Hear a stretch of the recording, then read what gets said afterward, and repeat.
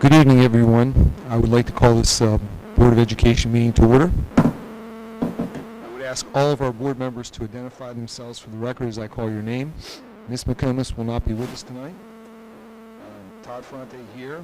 John Andes. William Buchanan. William Gordy. Nate Passwaters. Donald Smack. Okay. We do have a quorum. I need a motion to approve the board meeting agenda for July 12th, 2022. Can I have a motion to approve that meeting? Okay. I'll ask for a vote. All in favor? Let the record show the vote was unanimous.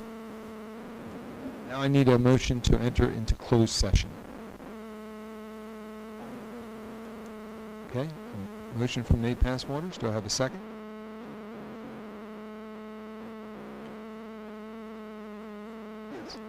Reasons. The motion to enter into closed session, reasons listed in the closed session agenda under General Provisions Article 3-305 of the Annotated Code of Maryland. Motion to enter in closed session under these reasons to approve closed session minutes from the previous month. To discuss Article 3-305B. To discuss the appointment, employment, assignment, promotion, discipline, demotion, compensation, removal, resignation, or performance evaluation of appointees, employees or officials over whom it has jurisdiction, or any other personnel matters that affects one or more specific individuals. So I'll come back to my motion, and I apologize. May I have a motion to enter into closed session? Motion by Nate, and a second. A second by Mr. Buchanan. All in favor? Okay. Let the record vote show the vote was unanimous. We are now in closed session.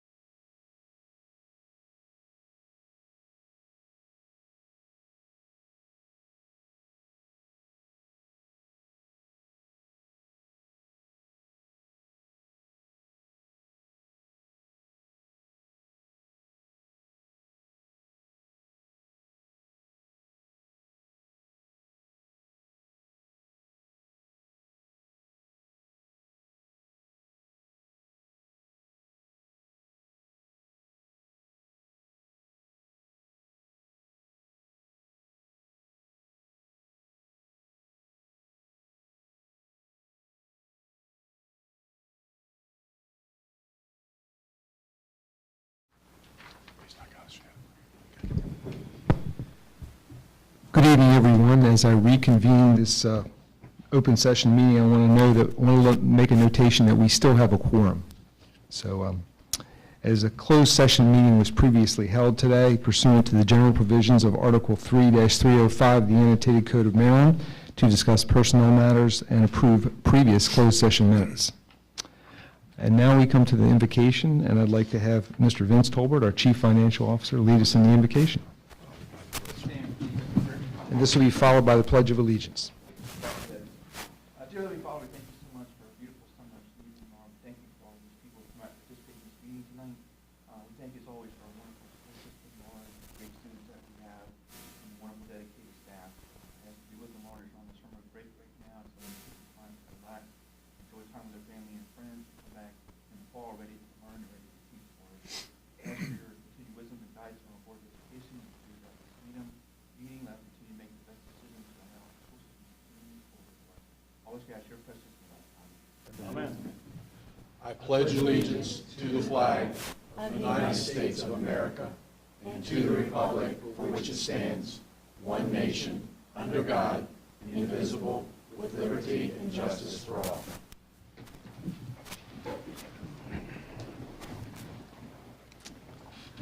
So thank you. Thanks, Vince, for that wonderful invocation. Now I'd like to ask a motion to approve the open board session meeting minutes from June 21st, 2022. Motion, Donald Smack. I have a motion from Donald Smack. May I have a second? Second, Bill Buchanan. Second from Bill Buchanan. All in favor? Aye. Any opposed?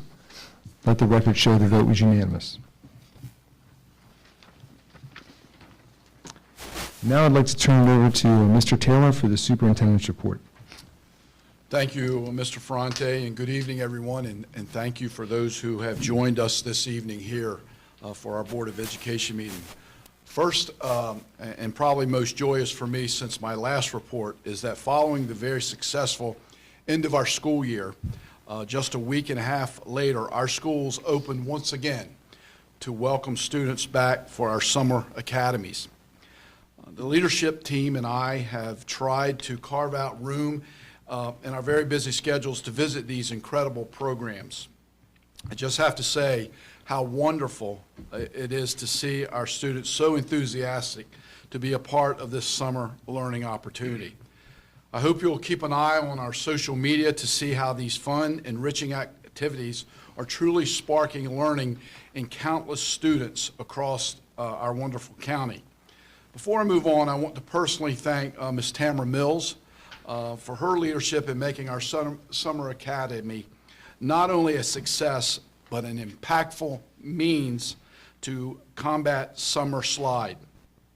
Now, just as our students are back in the swing of learning, so are our educators. Many of them are teachers for our summer academy programs, and even more are participating in professional development across the county. Worcester County prides itself in offering our teaching staff innovative, meaningful professional learning opportunities that translates into highly effective teaching in our classrooms. Before I close, I'd also like to take a moment to thank all of our maintenance and custodial staffs and teams across this county. As you know, it's the summertime where we get a lot of that work done. And all of them are working extremely hard to keep summer academy spaces looking and functioning beautifully for our students and staff every day. But they have already begun preparing our schools for opening in September.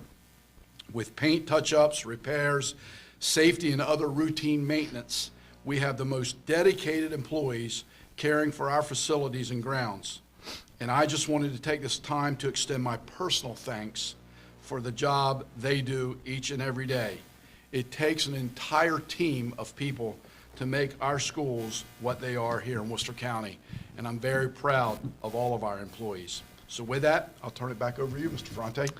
Thank you, Mr. Taylor. Appreciate that. And now we come to our student representatives report. This is their second report. That month went by very quick, didn't it? Ladies and gentlemen, you're back already. So I'm going to let, they're going to provide their monthly updates from their high schools, and I believe this month we're starting with Janaz from Snow Hill High School.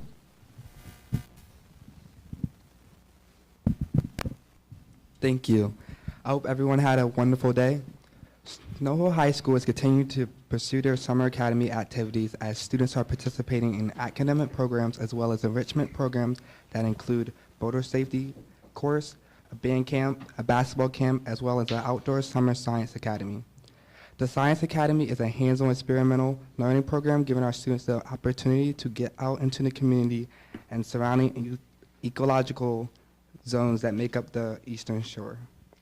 Our counselors are working on scheduling for the upcoming school year and will continue throughout the summer.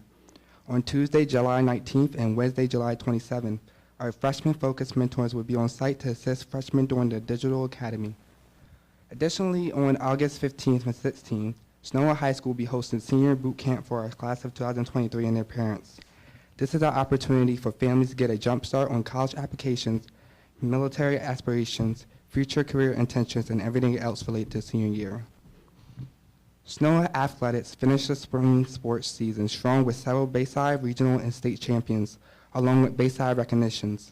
Some of the highlights include a first in the boys 1A regional championships with tennis, our baseball team winning our first regional championship since 2006, and our outdoor track team having an incredible season with Bayside champions and regional champions and state champions.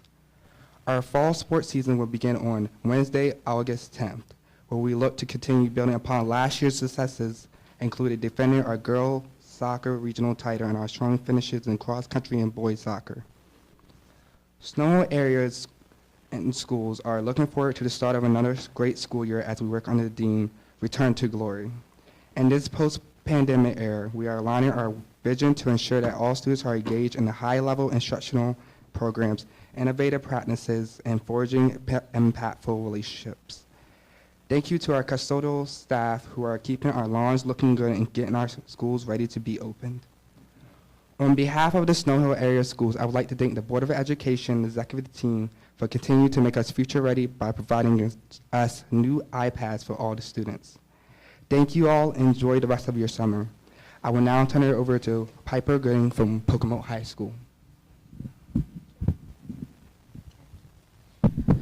Thank you. I will be reading the reports for both Pocomoke and the Worcester Tech School. Pocomoke first, though. Pocomoke High School staff have been busy in professional development and other enriching activities to prepare for the 2022-2023 school year.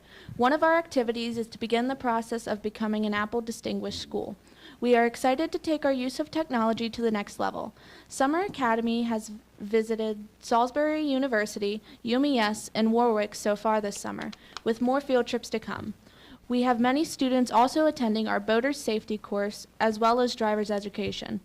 Our rising freshmen attending Summer Academy just spent a day visiting Worcester Technical High School, learning about all the courses and trade skills that this building has to offer. Our PHS food pantry continues to operate throughout the summer.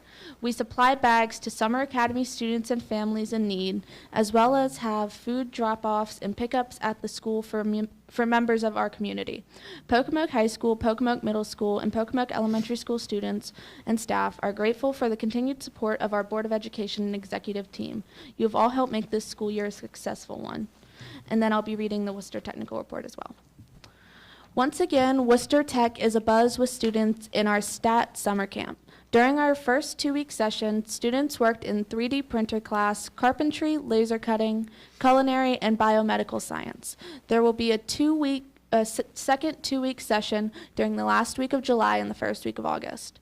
During the last week of June, a small group of Skills USA students flew to Atlanta to compete in the national competition.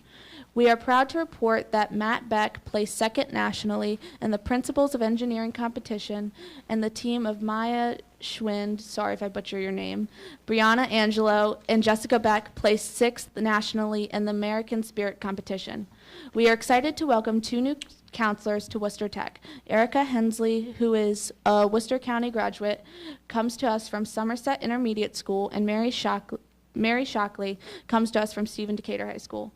Lastly, we would like to thank our custodial staff for all their hard work this summer. Worcester Tech gets a lot of use for meetings, and our custodians are busily getting floors cleaned and waxed so that these meetings can take place.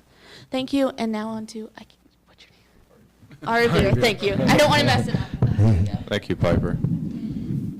Good evening, everyone. The new air conditioning is cooling us off at Stephen Decatur High School, but things are still hot all around us this summer. First, our summer academy is bringing a lot of excitement to the school with featured programs including freshman boot camp, Life is What You Bake It, SAT preparation, along with other academic programs. Participants in Life is What You Bake It are combining culinary and art skills and cooking and baking for our theme weeks of food trucks and cupcake wars. Our freshman boot camp students are not only getting acclimated to the school, but they are also participating in proactive mental health and stress management activities. Overall, our participation is great and our feedback is even better so far. Our summer theater program is also busy teaching basics of acting, improvising, and stunting with dozens of local students grades 5 through 8 during the middle 2 weeks in July. Meanwhile, our athletes are busy weight training and doing agilities throughout the summer months in preparation for a promising fall sports season. Looking back, we can't help but boast about the results of our advanced placement programs this past year. After administering 275 different exams to 261 students, we can proudly say that we had several programs achieving a 100% pass rate, including 2D Art and Design, Drawing, Calculus BC, French, Spanish, and World History. All of our other programs did outstanding as well, and many of our students achieved AP Scholar status from College Board. Within the building, we'd like to recognize our hardworking custodians for all that they do to prepare our building for a new school year and give our counselors a shout out for fine-tuning student schedules for the upcoming year.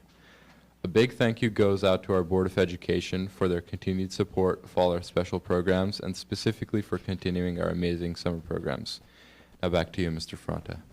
Thank you, Javier. And Piper, thank you, and Janaris. And I do want to recognize that Piper is an alternate tonight, but she filled in for McKenna seamlessly, and you all did a wonderful job. Thank you for all that updated information and taking this time out of your summer to be here with us tonight. We appreciate it. So now we've come to school and community participation. It's time to recognize any audience members joining us today from the following organizations.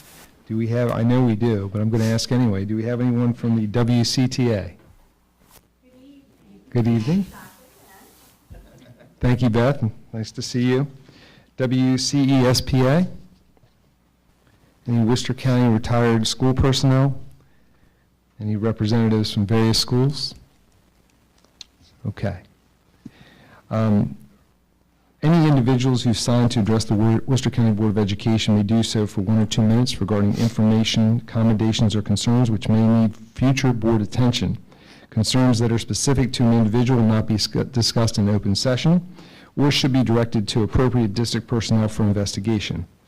When you're called to address the board, please state your name and address for the record.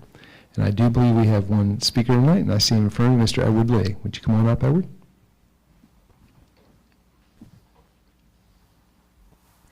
It's been a minute since I saw you. Yeah. It's good to see you, Mr. Lee. Yeah, Good to see you. Thank you for being with us. It's a pleasure to be here. It is really great. Boy, you guys look great. And these young folks, my. Come a long way, Doctor. Thank you for the opportunity.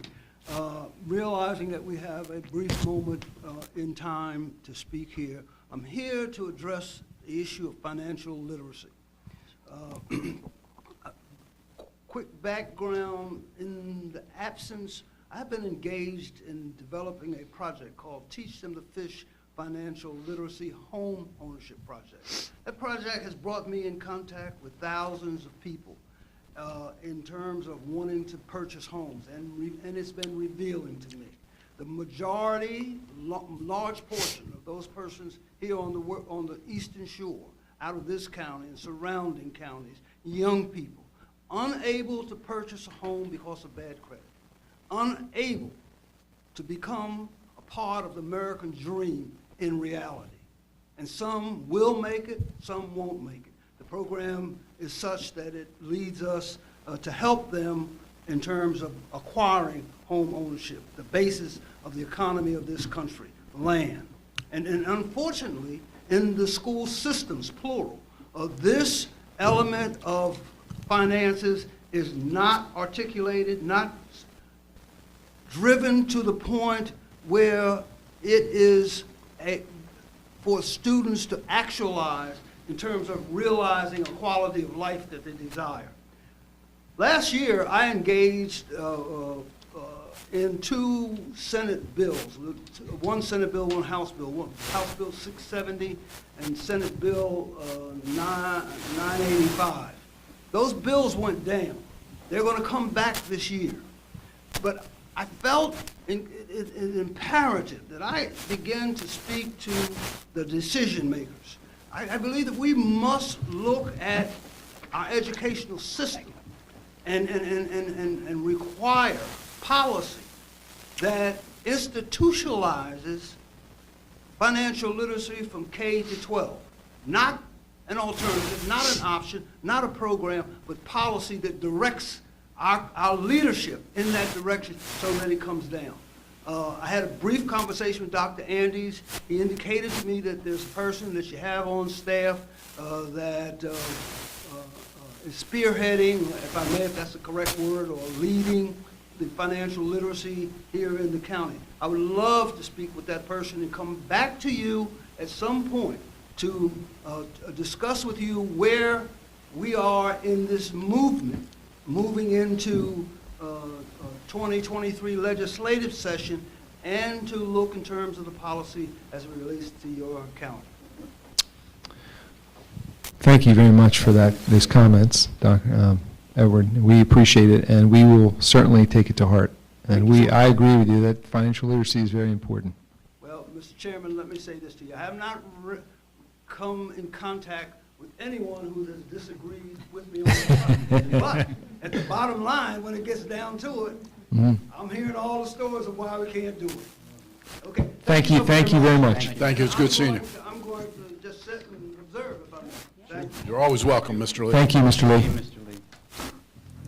Okay, we have one more speaker, and Lindsay Green, you can come on up.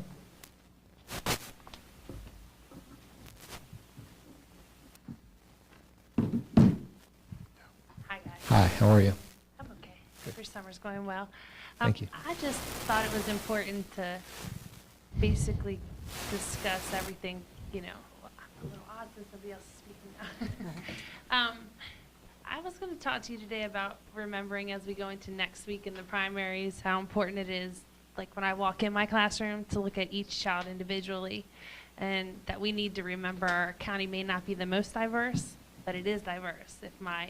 I need to figure each kid out and find a way to reach each child, and that's your job, to find a way to reach everybody in this county, not the loudest small group that has been very blatantly spreading misconceptions about this county. And I had a lot more to say, but since there's not a lot of people speaking negatively about it tonight, I don't feel as compelled. I want you to remember that's a small group, and that getting prepared for November, we would like to support everybody on the board now, because I don't want my babies going to school where they're not valued.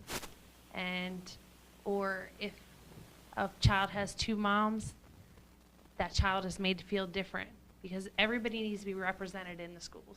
They need to see themselves and feel a part of that classroom and of that school, and that's something we really need to remember. And I think that all the loud antics that are taking place are going to take away from that if we don't hold tight to that. And that is what makes children comfortable, and if your child's not comfortable, they will not learn.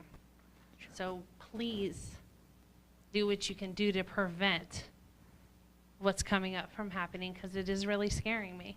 Yep. Also, I'm hoping that we really aren't merging towards having a charter school, because I don't see any logical reason that Worcester County needs one, because you're pretty much excelling in most categories. So I think those funds could be better used in the schools that we already have. So have a good night. Happy summer. Thank you for your comments, Ms. Green. We appreciate that. Thank you. Thank you, Lindsay. Okay. Is there anyone else wishing to speak? Okay, seeing no other, I would ask Ms. D. Shorts, the Chief Academic Officer, to present the Curriculum and Instruction Report. Thank you, Mr. Ferrante. I appreciate it. We have 2 presentations tonight. Our first one is Dr. Tom Hamill. He is here to present a yearly occurrence at our board meetings around our senior surveys and what our seniors are thinking around their education. I will, as Dr. Hamill is setting up, just remind the board that Dr. Hamill is assuming our local accountability coordinator position. He's tucking that in with all the other things he did in the past, so we appreciate you doing that. And we all know that Dr. Amy Gallagher has moved on to principal of BIS, and although we will miss her, we appreciate Dr. Hamill. So with that, I'm going to turn it over to Tom because he's the data guy and he's got some data for us. All right. Well, good evening, everybody. Good evening. As Ms. Short said, we every year give out the senior survey. So I'm going to present to you, first of all, just a little bit of data with regards to our graduates. And then we'll dig into a little bit into the actual results of the survey that we give to the seniors. So looking school by school, you can see that about 2/3 of our population graduated, of our graduates came from Stephen Decatur High School, with the other third split between Pocomoke and Snow Hill at 74 and 80 respectively. Gender-wise, you can see things are fairly balanced. Not sure quite what's in the water at Snow Hill. They tend to seem to have a much larger male population in their graduating class. But you know, for the most part, 50-50. Ethnicity, starting from the top, our graduates at Decatur were approximately 80% white, with the remaining 20% minority. Snow Hill, 66%, with the remaining 34% minority. And at Pocomoke High School, we are looking at 47% white with the remaining 53%. Participation at Worcester Technical High School, we had graduates who actually took a class at Worcester Technical High School. So these are graduates who, during the course of their 4 years in high school, took at least one course and had at least one grade assigned to them in Power School. And you can see that Stephen Decatur had about 56% of their graduates, Snow Hill at 73%, and Pocomoke High School at 70%. We look then at the percentage of graduates who completed a program of study, so we're talking CTE programs of study, or one of our STEM academies. And of the graduates at Stephen Decatur High School, about 45% of them completed one of those programs of study. 60% of the graduates from Snow Hill High School completed one, and 55% of the graduates from Pocomoke High School. So Worcester Tech serving more than half of our graduates across the county. With regards to advanced placement and dual enrollment participation, you can see that starting with over on the left-hand side, the percentage of graduates who participated in an advanced placement course. Pocomoke was at 28.4, Snow Hill High at 35, and then Stephen Decatur at 34.6. Interestingly, there's sort of an inverse relationship when you look at Pocomoke and the dual enrollment stats, whereas they sort of top the chart there at 44% of their graduates having taken at least one dual enrollment course, which could have been at Warwick, it could have been something that was offered, our Foundations of English, college writing, those sorts of courses. But they do count for college credit and transfer to any system in the state of Maryland. And then Snow Hill, 36%, so probably the most even of the split between the two, and then Stephen Decatur at 27.2%. Okay, so let's talk a little bit about the survey data now, and this again was all self-reported.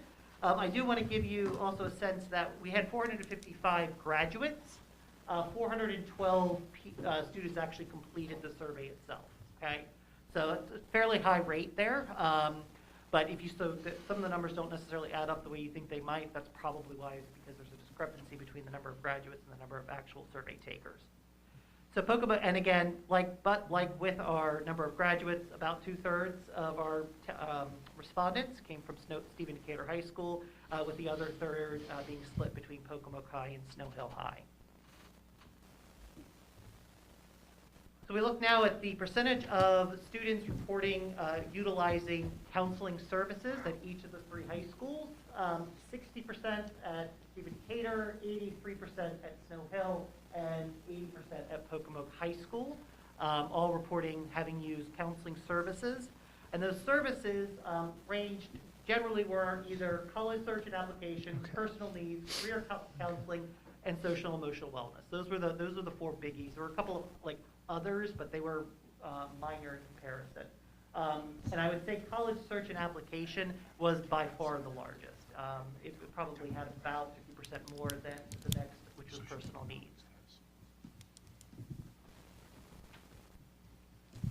Talking next about college applications and financial aid, you can see that across the district, about 60 to 65, 70% of our students submitted an application, or graduates submitted an application to a college or university. We also had, of our graduates, anywhere between 45 and 55% of them apply for FAFSA. It is a little interesting to see a disconnect between those numbers, because we would generally anticipate that if you apply for college, you're also applying for FAFSA. And I suspect it has a lot to do with just the students answering the surveys themselves, seeing FAFSA, perhaps their parents filled it out for them, a couple of different things there. But I would expect those numbers to be a little bit closer, and I believe the reason why was the survey itself. Looking at merit-based scholarships that were offered, Pocomoke High School had just shy of $3 million worth of merit-based scholarships offered to their graduating class. Snow Hill High had $3.7 million, and Stephen Decatur High School had $7 million in merit-based scholarships, for a total countywide of $13.7 million in merit-based scholarships being offered to our graduating class. Of that, Pocomoke and Snow Hill, about a third of that was accepted, and at Decatur, about half of that was accepted.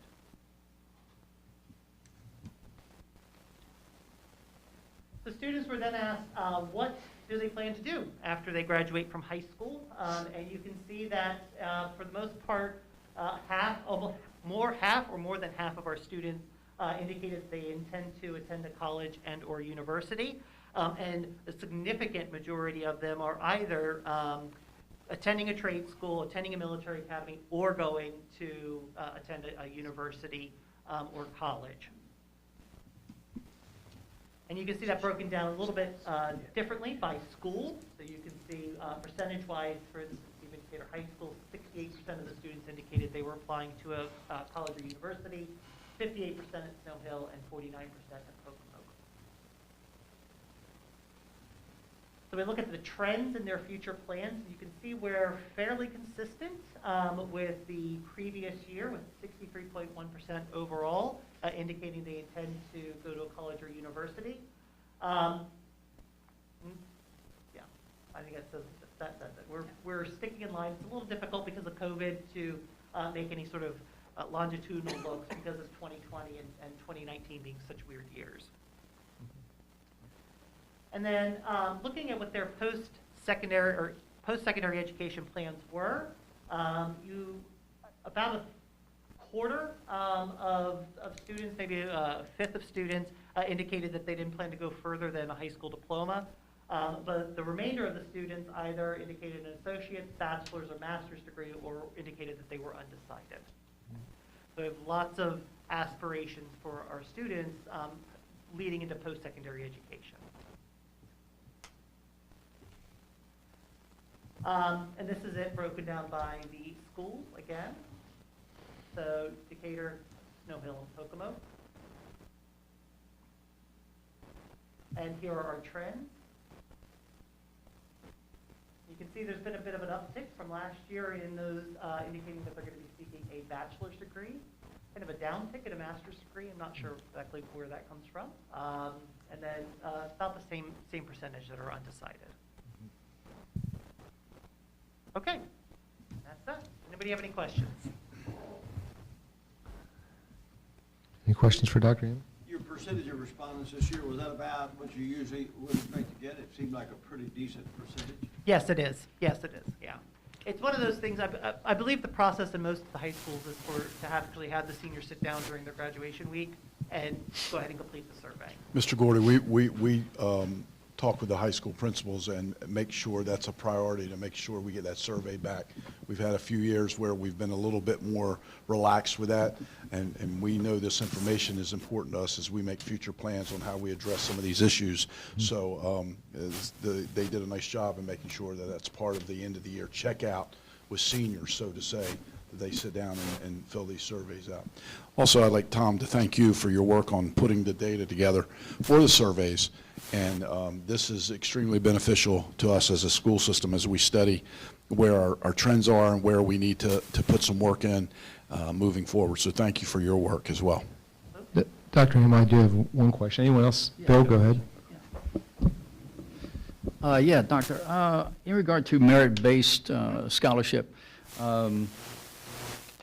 that figure of $13 million, that really comes from if, say, a student received 5 offers, you know, which makes it relate to the fact that a third was accepted of that, right? Exactly. Okay. Yeah. Okay. Thank you. Just wanted to ask you in regards to the, the counseling services, if there'd be a way next time to break down the different, needs for counseling services. I mean, you got them lumped in together. There's career counseling, personal needs, college and cert application, and then the social and emotional wellness. I'd like to see if it'd be possible to break that out so we could take a look at it. Yep, That would be no great. problem. Thank you very much. Thank you for the job that you did on this. It's very enlightening and very informative. We appreciate it. Any other questions for Dr. Andy? No, Dr. Andes? If I may add to our student reps, now's the time to start thinking about those college scholarships. I'm sorry, it's July, but now's the time to start thinking about that. Start pulling the tax information together to get the FAFSA ready to go. Don't wait until November, December, so I encourage you to take that task on now and start thinking about those application process, and also for financial aid and scholarships. And also, please tell your fellow students, now's the time. Please don't wait till January and start filling out the FAFSA or those applications for scholarships. As you saw, there's money available for post-high school programming.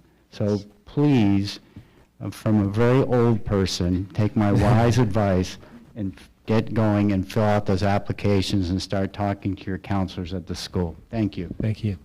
Anyone else for Dr. Anel? Dr. Anel, thank you again. Appreciate it. Thank you, Tom. Thank you for your attention to detail, as always. We appreciate it. And we can get that breakdown of the data for the board. We'll follow up with Okay, that. thank you. Yeah. So our second and final presentation is from Pocomoke High School tonight, and they're already gearing up as I'm introducing them.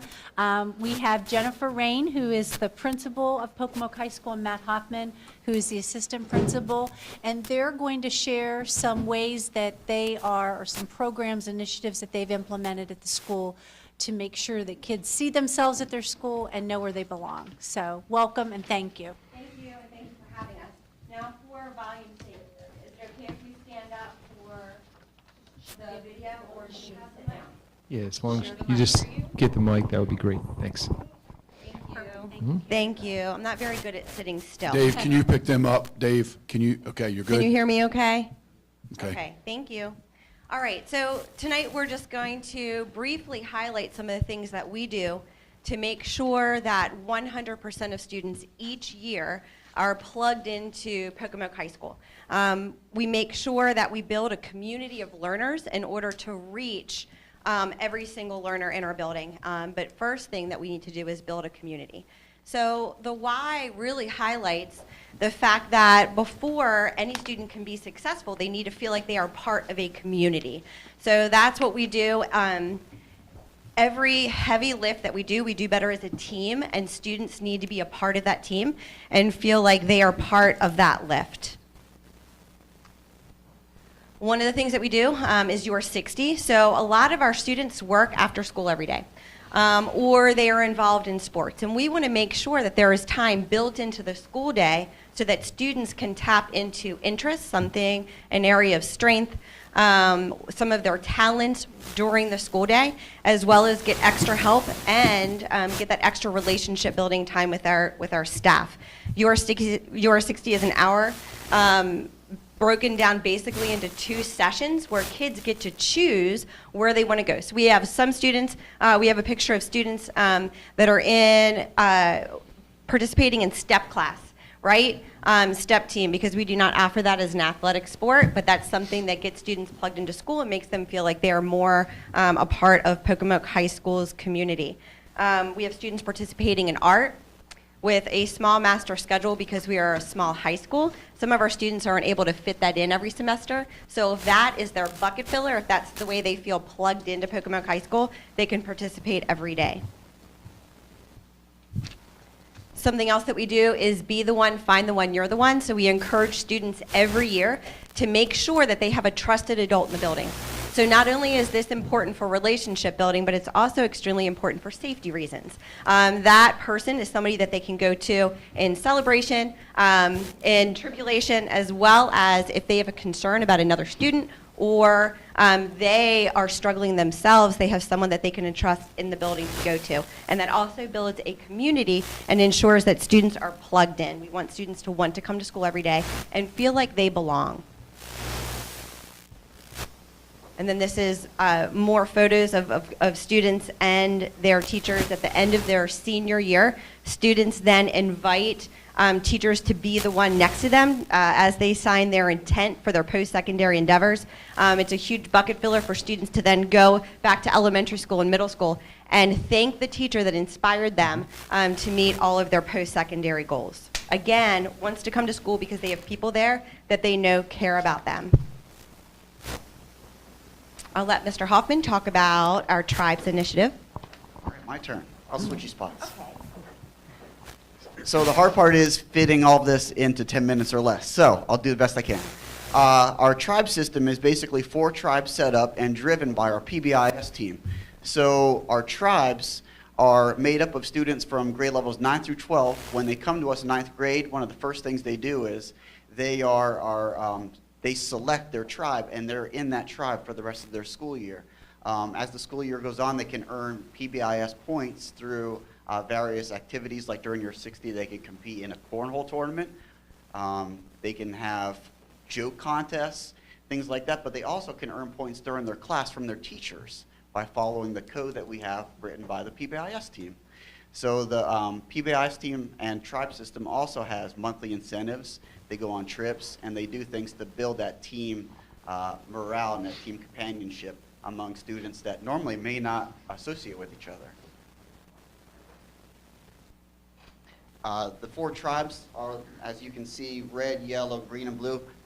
They have Latin names, but the students tend to call it more the red, yellow, green, and blue tribes. I can't lie, I do that as well. Do you want me to speak about this, Ms. Rain? Fan 1? Okay. I didn't want to steal her thunder. So Fan 1 is another initiative we started this year. I can't take credit. Mrs. Tobiasen actually was the one that came up with this. For our athletes, they get to select someone in the building to be their Fan 1, someone they go to ask them to attend their games, or even just offer words of advice or some encouragement. So all of our staff get excited. They get their T-shirts like you can see in the picture and go and cheer them on in the game. Or if they can't attend, they'll even slip them a message wishing them good luck or maybe their favorite treat. So that was a lot of fun to start this year, and I look forward to next year. So another way our students can get plugged in is through our after-school academies, before-school academies, and summer academies. That operates a lot like our Year 60, where it's student choice. So our after-school academies are something that students in high school, they can attend more when they want, and it's things that they're interested in. Just like our summer academy this summer, a lot of the activities that are offered were thought of by students. Like we have workout session in the morning for students. We have art classes in the evenings. We have future educators that are meeting various weeks around their schedule. And because of that, we have over 120 students registered for our summer academy, which I know is quite good for a high school. Oh, and I do want to say our after-school academy, we had over 70% of our students attend at least one day of our after-school or before-school academy, which we're also really proud of. Another thing I wanted to make sure we mentioned was how we are a community of care. Now, this isn't a plugged-in per se, but what it is making sure all students felt like they belong.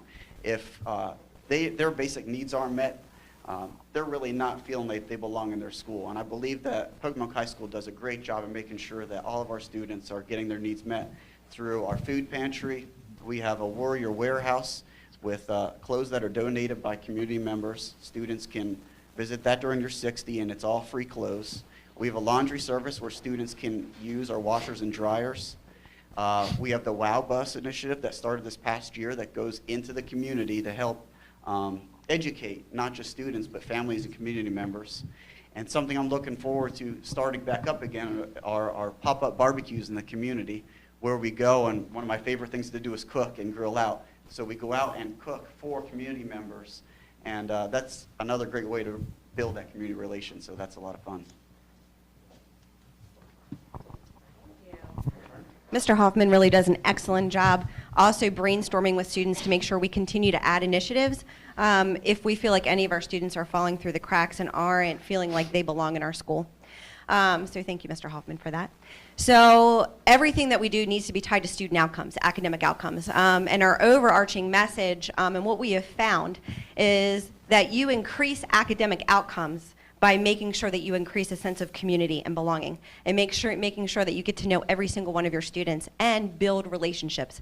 That's the foundation of everything. And all of these things, we didn't really talk about any specific academic initiatives, but all of the academics were built on this, and they continued to increase. So our basic, I think that I can see better over here, it's sad, I know. But we had an increase in average monthly attendance. We had a decrease in referrals by 60%. Most of our office referrals would happen in the afternoon after you're 60, and kids having an opportunity in the middle of the day to make choices and be involved in something positive that inspired them and that motivated them. We didn't have any, very close to none, afternoon referrals. I don't blame them. You know, sitting down for 86 minutes and not even having an opportunity to move can be really difficult. Decrease in referrals, decrease in course failures. County and state scores in English and math increased while opportunity gaps decreased, and our graduation increased by 5 percentage points to 97% of our high school students graduated from the senior class of 2021. And again, most of our focus, relationship building, a sense of belonging, making sure that we get to know every single one of our students, and we use student voice to drive a lot of things that we're doing because they are our most important commodities, so we should of course be listening to them and making them feel like they belong in our school and creating an environment that they want to attend every day. So that's it in a nutshell. Are there any questions? Yeah. Does anyone have any questions for Mr. And or Mr. Hoffman? I don't have any questions, but you know, being from Pocomoke and being born and raised in Pocomoke and teaching there for 34 years before I retired, this does not really surprise me on the amount of kids that participate on these after-school activities. I mean, it's amazing. It really is. You know as well as I do that I'm always stopping in your school unannounced to kind of see what's going on, you know. And every time I do that, it's just a wonderful, wonderful atmosphere that's going on to that. You're 60. I had to go in for 2 long-term subs, and I was able to see firsthand. After I retired, I came back in for those long terms. And you're 60. Was instituted at that time. And I told my daughter, who now is the art teacher that took my place, I said, I think I would change it to my 60. And she said, why? Why would you do that? And I said, because it gave me, as a teacher, a chance to really interact with students that were extremely interested in art, in my case, that would go through an art class and then come back you know, for that 60-minute time, and I really got to know them, you know, and we talked about art and you know, careers and things like that. So I applaud PHS. You know, I'm proud of you. Thank you, thank you. And our kids actually call it My 60. That's what they call it. Even though it's not official, but they felt the same way. My 60. Well, it's obvious you're creating a wonderful culture, and you're giving kids an opportunity to do things that don't exist, and the outcomes are incredible. So we thank you for your work. It's Thank terrific. you. And thank you for your continued support. Thank you both, and I know that Mr. Buchanan highlighted your 60 or my 60, but I just appreciate your intent night. It's always one of my favorite events to attend, so thank you for all you do. Thank you. Appreciate it. And Matt, Thanks. if you ever need help with my barbecue, I'll get your name and number. That's true. I'll give it to He's you. very good. He's very good. He's very good at it, Matt. Thank you again. Thank you Thank very much you. for having us.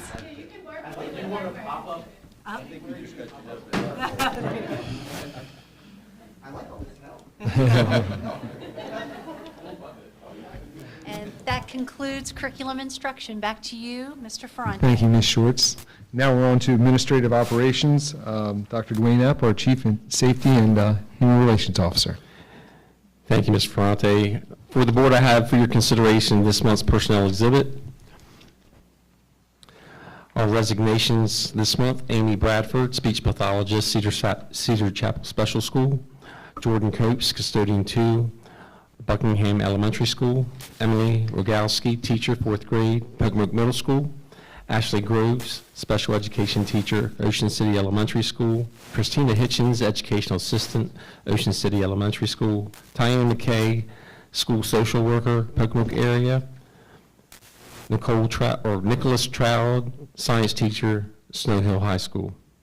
New hires for this month: Jacqueline Beard, teacher, special ed, BIS; Melanie Brandt, educational assistant, Ocean City Elementary School; Ashley Burns, Judy Center social worker, Snow Hill Elementary School; Erica Grimm, educational assistant, Buckingham Elementary School; Linda Height, secretary, grade 4, 10 month, Snow Hill High School; Megan Hutchinson, educational assistant, Pocomoke High School; Patricia Hallquist, teacher, Pocomoke Elementary School; Madison Krasko, teacher, Snow Hill Middle School;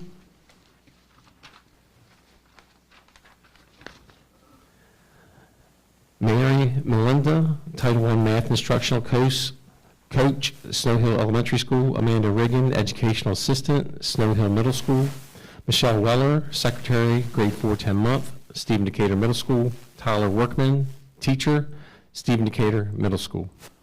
Promotions this month: Cassie Blakelock, teacher, alternative, Snow Hill High School; Tammy Hearn, behavioral technician, Worcester Technical High School; Michaela Merrill, district coach of technology and innovation, central office; Christine Chanel, educational assistant, Snow Hill Elementary School; Caleb Wilson, district technology and innovation specialist, central office; and leave of absence for your consideration: Alexandra McCann, early childhood assistant, Buckingham Elementary School.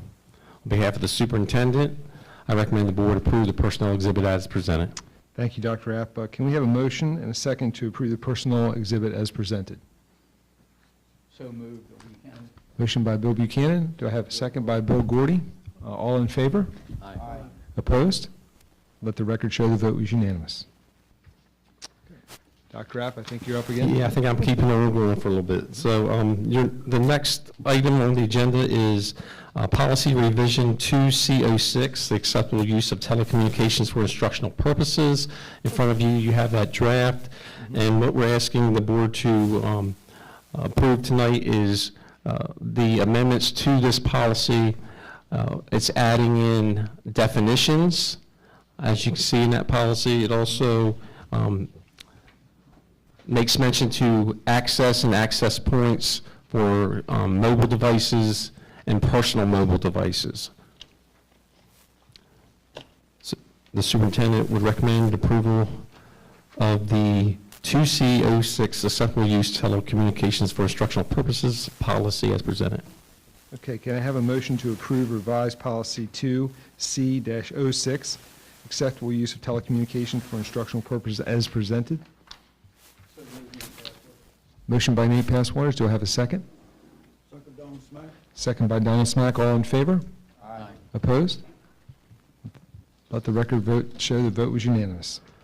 Dr. App? Thank you. Our next policy is 6B05, qualifications of drivers. This is from our transportation. The qualifications of drivers policy has been updated to reflect wording appropriate for the use of our contracted drivers instead of employee drivers. That change is in front of you as well, and the superintendent recommends your approval of the the qualifications of driver policy as presented. Okay. Can I have a motion to approve revised policy 6B-05, the qualifications of drivers as presented? Motion Donald Smack. Motion by Donald Smack. A second by Nate Passwaters. All in favor? Aye. Opposed? Let the record show the vote was unanimous. And Dr. App? The next policy is 6A08, transportation other than a school bus. This particular policy that you have in front of you speaks specifically to a COMAR change that we must put into place by the August 1st of 2022. And we have that presented before you today. We can now use school vans, as we have talked about in previous meetings, with approved drivers certified through our transportation department to transport students in certain situations in our school vans. So the superintendent recommends that you approve the transportation other than the school bus as presented. Okay. Can I have a motion to approve the revised policy 6A-08, the transportation other than by a school bus as presented? John Andes, so moved. Motion by Dr. Andes and a second by Bill Buchanan. All in favor? Aye. Opposed? Let the record show the vote was unanimous. Our next item is board attorney reappointment. The reappointment of Heather Stansberry from the law firm of Ayers, Jenkins, Gordy, and Allman as our attorney for Worcester County Board of Education for the 2022-2023 school year is before you. Superintendent recommends that we reappoint our attorney. Okay. Mr. Ferrante, may I make a comment? Yes, absolutely. Before you call for vote? Mr. Taylor, go ahead. I want the record to show that we have an outstanding school board attorney. Not only does she represent the Board of Ed, but she is at our beck and call and always responds to the needs of the school system, and has given absolute great advice to me as a superintendent and to our employees. And when I say our employees, our executive team, because usually if there's an issue, they are the ones who communicate with Heather. But I want to publicly tell the board that we have just an outstanding school board attorney to work with us. And I'm grateful for her, and she's always available for advice, legal advice, whenever I call her. And I know my team around this table feel the same way, so I wanted to share that with the board.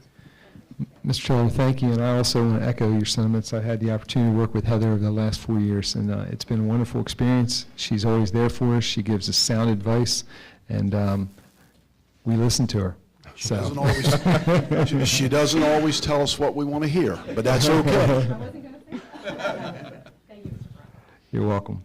Can I have a motion to approve the reappointment of Board Attorney Heather Stansberry from the law firm of Ayers, Jenkins, Gordy, and Allman for 2022-2023?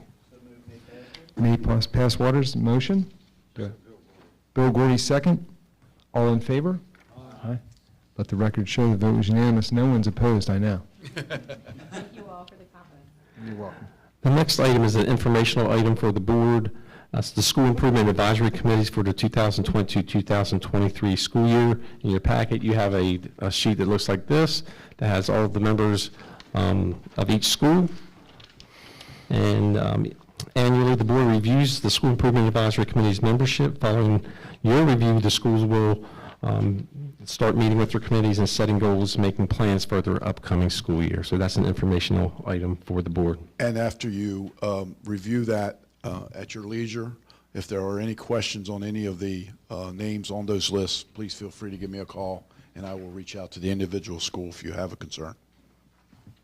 Thank you, Dr. Rapp. Okay, our next item is bus contractor replacement. I'll ask that our transportation manager, Ms. Kim Heiser, come to present that for the board.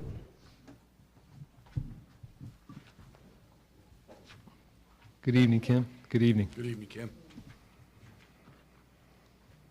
I'm here before tonight to bring names to serve as replacement bus contractors. Before I give you those names, Kim, pull that closer to you for our... I want to give you the names of the folks who are going to be actually giving up their contracts or retiring their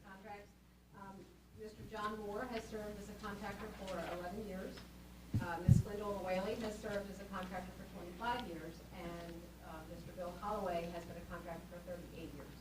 Together, we are losing 74 years of dedicated service to our community and our families, and we appreciate them and what they have done for our county. The three names that I have before you this evening as replacement contractors, Mr. Bruce Lewis, Miss Christy Brittingham, and Mr. Bernard Bowen. They have been on our substitute list and have served us well. And the recommendation from the committee is to, and from our superintendent, is to approve this exhibit as presented. Okay. Can I have a motion and a second to approve the bus contractor replacement exhibit as presented? Motion, Don Smack. Motion by Mr. Smack. And a second? Second, Bill Gordy. A second by Mr. Gordy. All in favor? Opposed? Thank you. Let the record show the vote was unanimous. Ms. Heiser, real quick, the contractors, are they retiring that are leaving? Are they? Yes. Okay, okay. Yes. Thank you again, Kim. Thank you. Appreciate it. Mr. Ferrante, I'd like to just add one thing. Ms. Heiser does a great job on behalf of the board, keeping our transportation department straight. It's, as many of you know, it's tough to find bus drivers in this day and age, and Worcester County has not had any issues finding drivers or having our buses run. However, the pool is not deep any longer. Not only in Worcester County, we're doing fine in Worcester County, but across the state, across the nation, we all know that the bus contractors and bus employees are tough to find, and Kim Heiser does a really good job in that department. Thank you for pointing that out, Dr. App. And thank you again, Kim. We appreciate what you do. And the last thing I have in administrative operations is a safety report. I'm happy to talk about an exciting continued partnership that I want to talk about. Back in 2018, Hardwire had previously donated 2 emergency response shields to each school in Worcester County, and as well as put shields in all of our schools, at least I believe 2 or 4 in all of our schools, as well here as the central office. They also did a pilot program at Pocomoke High School, which they outfitted that whole entire school with emergency response shields. Hardwire is once again stepping up to the plate and offering us safety solutions for our school system again this year. Each school system will receive adequate number of shields to be installed strategically throughout the buildings, alongside other life-saving tools such as our fire extinguishers. In conjunction with the installation of the shields, Hardwire will provide a comprehensive training program for administration, teachers, and staff, which will be implemented and maintained in partnership with Worcester County Public Schools, the Sheriff's Department, and Hardwire. Hardwire also has offered the same donation to Wycomico and Somerset County Schools, which covers the entire Lower Shore. We are fortunate to have George and Emily Tunis with us this evening, and if members of the board have any questions about this donation, this program, I'll ask that George and Emily please come to the mic and answer any of those questions. George and Emily. Welcome. Welcome. Thank you for being here tonight. Pleasure. Do any board members have any questions or comments to George and Emily? I just have one thing. Your commitment to our community and our be commended. Thank you. Thank you. Great community. Yes. And we know so many of the kids that after Uvalde, it's not going to happen in the Lower Shore. You know, and we've learned a couple of things in all of our time dealing with law enforcement, dealing with schools, and you know, yeah, the guys up at the NYPD, I really listened to an hour-and-a-half presentation on this. I didn't get bored. There was this one guy, Jimmy, was after Hurricane Sandy, and he said, "You cannot prepare for an emergency during an emergency." Right. And they were talking about Hurricane Sandy. They got caught by surprise. Yep. I think in this case, we don't want to get caught. You know, this has been going on for a long time, Columbine and Sandy Hook. You know, such a tragedy. Both my kids went to Virginia Tech, so they went there. They've understood collegiate level what actually went on. And it's been, 12 years, I guess. Mhm. In fact, after Parkland was when we did the pilot program at Pocomoke, and I think it was eventful. What was great was it was a fire extinguisher. It was a new tool that everybody had, and everybody got to see it, and you probably never noticed it again, but it was there in case there was an emergency. Mhm. After Uvalde, that was the last straw for us. How many shields approximately are you looking at for each school approximately? We plan that around like really the number of fire extinguishers, because fire code, most people don't realize, fire extinguishers, they were invented 100 years before they were mandated. They're mandated in every public building every 75 feet approximately. So it's a pretty good model of where firefighters, first responders, people in the buildings were caught without the tool they needed. And a fire extinguisher can make a big, big difference in those first critical seconds.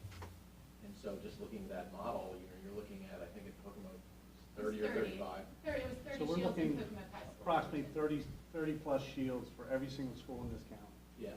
Mhm. That's awesome. It's great. The tri-state county. That's all. All of them. I mean, obviously, to foster a good, productive learning environment, they gotta feel safe. I appreciate it. Number one thing. Mhm. I mean, being safe and feeling safe, if you're worried about that, there's enough stuff to worry about at school. Sure. And this is not going to fix the whole problem. Just like a fire extinguisher doesn't replace a smoke detector or sprinklers with a fire department. But if we all work together, the one thing that we've seen in New York City, we were seeing officers assassinated about every 6 months, 7 years ago. And we've armored every car door in New York City, and no one has shot at a car door in 7 years. So it just, bad guys, especially really bad guys, tend to be cowardly, and they don't attack hardened targets. So hardening up the lower shore sets a great example. And I think what we want to make sure is our local law enforcement is biased towards action. So when they run in, they already know the gear they need is there. In Uvalde, that slowed them down for 20 minutes, and then the command decision got slowed down for another 20 minutes. It just became a body at rest, stayed at rest. Basic physics, stay in motion, make sure your gear's right, make sure it's there. We've had advancements, so we've been able to lower the cost on the shields since the Pocomoke pilot program, so we're able to do bigger donations, and it starts to lead to, can we connect the dots between here and the rest of the state of Maryland? So the state of Maryland doesn't have a Uvalde. Can we connect the dots in Delaware? Turns out doing all of Delaware the same way is about a $2 million adventure. Not bad to protect every school in Delaware. And we've had some big donors in Philadelphia, in Gloucester County, that are going to reach, and in New Jersey, reaching into Camden, that are going to start connecting dots up there. So, legislation just happened. I can't remember the last time that happened. And I went to high school with one of the guys that helped sponsor it up in Delaware, Senator Coons. So some legislation is good. Certainly some tools in Run, Hide, Fight is good. Working closely with law enforcement is huge. Staying tight with your board. And helping you guys just get our kids to do pop-up barbecues. That's like and connecting everybody the way that you're doing, and letting the little kids down in Uvalde that said, I don't know if I can go back to school. There's one little boy that said that as well as survivor. One spouse died of a broken heart. I mean, these are community-shattering events, and it just should not happen to us when we have the technology and the means to make sure it doesn't. And we have a great school board and a great law enforcement connection there that's just not here, not on my shore. As you know, with my profession, school safety here and there, obviously we want to layer our protection for our kids, and this is obviously probably one of the best layering techniques we can do, in addition to the other things that we have in place. We are very grateful and fortunate to have you guys in our backyard. Yeah, I'd Bill? like to go ahead and say that too in regard to Pocomoke, because I represent the Pocomoke School District. And I retired in 2015, and I'm sorry that you hadn't put these things in place before that. When I went through the school after that, and I saw them in the hallways, and I thought that's a wonderful thing, to offer safety for kids like that. And the thing about this school board is that we kind of base our philosophy on two different philosophies in a sense. And, you know, one is, you know, keeping kids safe, keeping kids and staff safe. And then the second one is that doing what is best for kids. And your generosity fulfills both of those philosophies. And Lucia, thank you for what you're doing. All I can do is echo those sentiments. I mean, you know, I talked to Emily about this prior, and just thank you for what you guys have done for not just our school system, but for other school systems and neighboring school systems. We really appreciate it. And we want kids to feel safe when they go to school. And this is certainly something that's going to help. So thank you. Georgia, I would be remiss too, as the leader of the school system, to not tell you how much we appreciate this. You said it so perfectly. You know, as we approach learning, first and foremost, kids have to be safe, staff has to be safe. I've said this for 7 years now, that every child in our school system and every employee in our school system deserves to return home every night. And our number one priority before we start teaching anything is to make sure we provide, and you can't stop crazy, but try to do everything we can to make sure that happens. We've got parents who send their kids to our schools. We've got teachers, custodians, the list goes on. They have a right to return home as well every single night. So with this donation, you and Emily, we are more than grateful. And thank you really isn't enough for helping us with this. And certainly we appreciate Hardwire being in our community, being a partner for Worcester County Public Schools, not only with the donation of the shields, but I know you've done other things and offered your service. And I got good ears. I don't have good eyes sometimes, but I got good ears. I heard you say, we'll take care of those barbecues. And I don't know. I know you are. But in all sincerity, thank you for doing this. I would challenge all of you guys as a community where we sort of have done something unique. We took a bias towards action, a different approach. It wasn't divisive, it was cohesive. It put us together. You know, spreading this across the United States is exactly what happened a long time ago with fire extinguishers. Somebody thought it was a good idea to put them in buildings. And it leads to more than just being safe. It leads to an industrial base. Some of the steel that's in this is also going to plates for the FBI. So the technology grows from this. And it grows because students come out of school and they're smarter than I am. I want to be the dumbest guy in the room, you know, as these kids graduate. And that's exactly what we want. We want them to be safe here, learn here, love it here, go off, get really smart, come back. Right. Grow Yes. businesses and grow the economic engine. And you know, there's very few times where we have our little community can lead the nation. We can actually make a difference. It's not it's just a shield that does stop all assault rifles. It's pretty awesome in its own right. There's a lot of technology in this. A lot of this came from the United States Army, another Maryland location up in Aberdeen. ARL participated in all the metallurgy. So, you know, you look at Maryland as this microcosm of America, and I think if we just do it right, we might be able to do something much bigger than just our little, you know, our little county. True. That's certainly one of our goals, but number one thing, I just want those little kids in Uvalde to know somebody heard them. Yeah. Right. And they can go to school safe. And we're going to make a difference. And, you know, this will make part of the difference. There'll be other things we do, but it certainly keeps the dialogue open. That's really important. I saw that, you know, across all you guys are engaged. Number one rule, stay engaged. Yep. Discuss it, you know, tweak it, change it, make it better. Yep. That's what we're trying to do. Thank you. Yeah, we'd like to get a photo of you guys with the board, with the shield, if it's possible. Yep. Thank you very much. Thank you guys. And need the board, we'll do it. If I could have all of our 6 board members come down front with this, we get a photo, please. Bring your shield.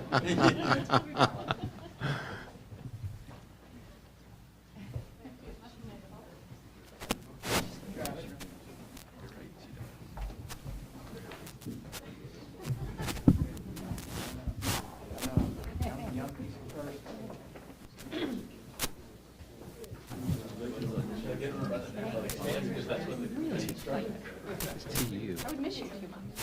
Tunis. Yeah.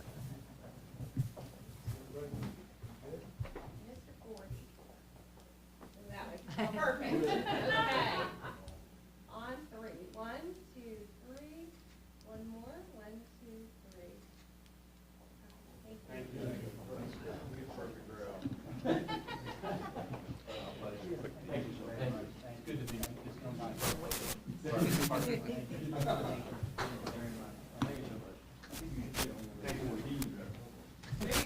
Maybe all four of them.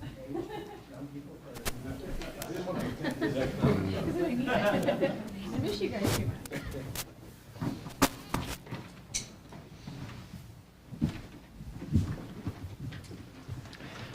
Okay. Mr. Ferrante, that concludes administrative operations. So Thank you, Dr. Back to Ott. you. Appreciate it. Thank you very much. Now we're on to physical operations. Mr. Tolbert?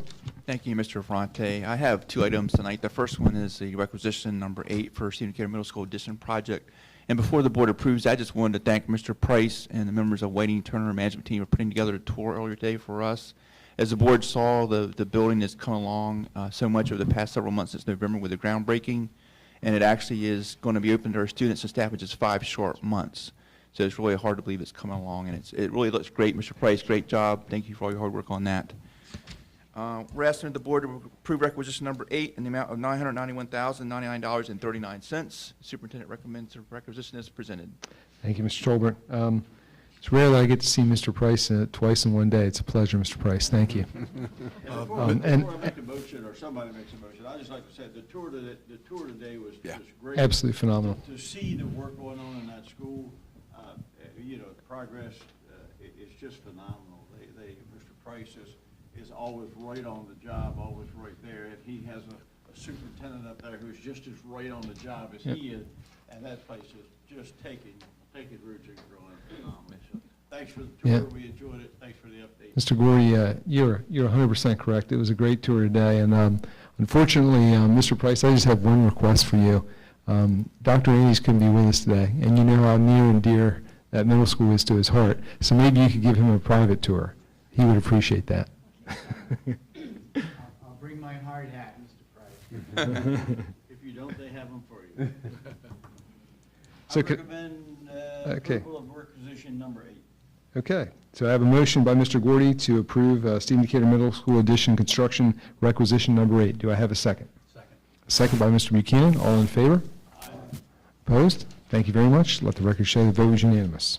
Thank you. And my last item tonight is the monthly financial report for the month of June, showing non-salary expenditures of $3,668,653.24. The superintendent recommends approval of the June financial report. Thank you, Mr. Tolbert. Can I have a motion and a second to approve June 30th, 2022 monthly financial monthly financial as presented? John Andy, so moved. Okay, thank you, Dr. Andes. Do I have a second? Any pass one or second? All in favor? Aye. Any opposed? Thank you very much. It passes. That concludes fiscal operations, Mr. Fonte. Thank you very much, Mr. Tolbert. Okay, so we have Board of Education reports.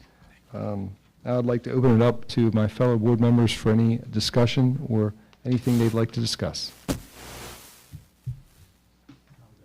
Mr. Buchanan?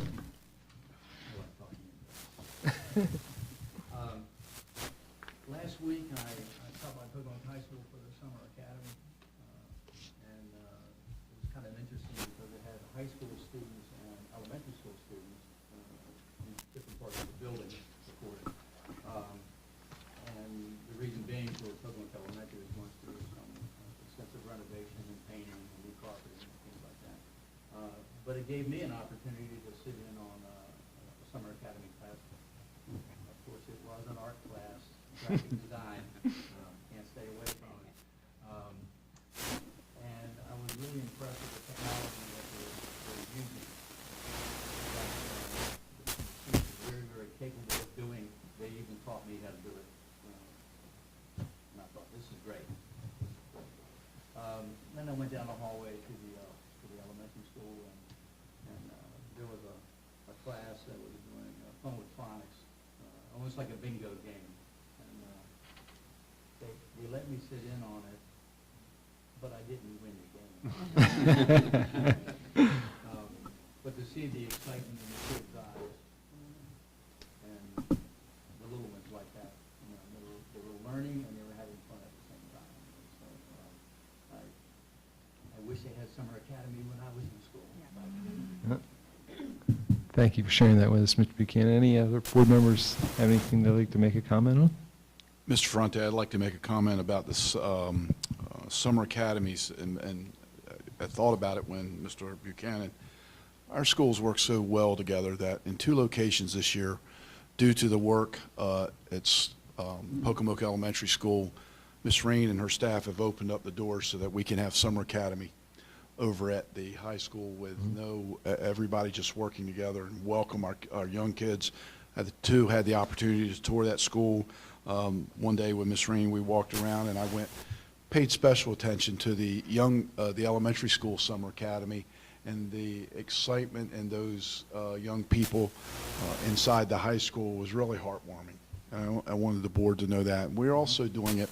We just had a presentation on Stephen Decatur Middle School and Berlin Intermediate School, and Dr. Gallagher have opened the doors to Stephen Decatur Middle School, and I've been up there and walked in and seen the collaboration and cooperation like in Pocomoke happening also in the north end of the county, where we have 2 summer schools going on in 1 building in 2 different locations.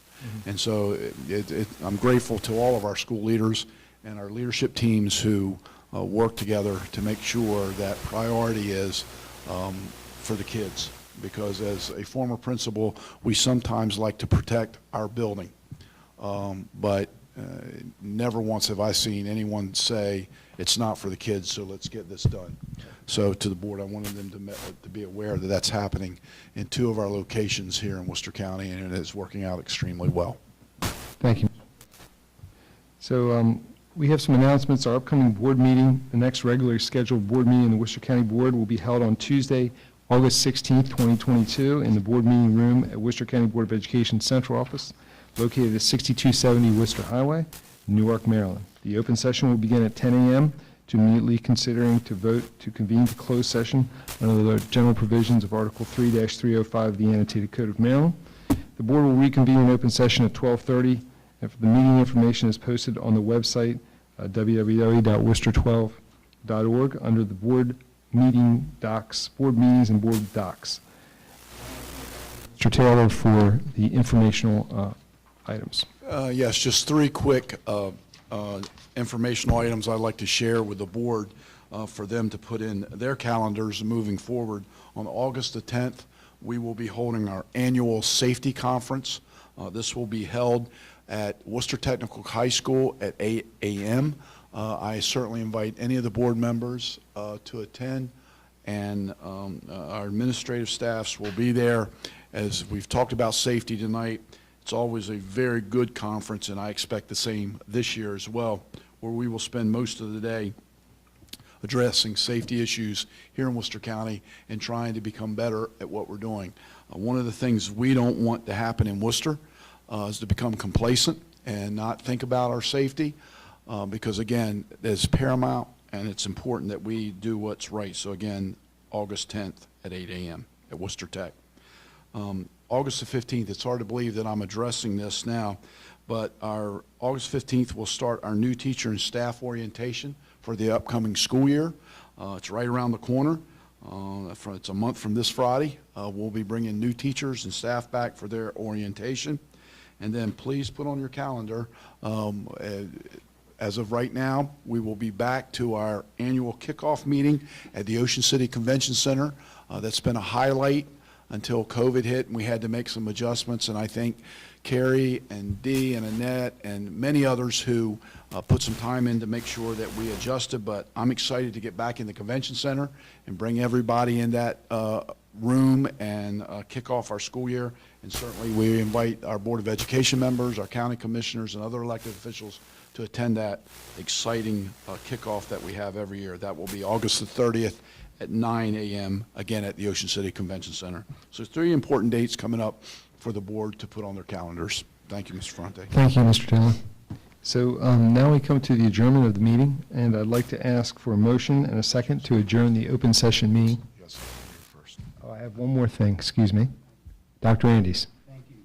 Thank you, Mr. Chairman. I just wanted to announce the Worcester County Educational Foundation is once again sponsoring Chamber Music by the Sea.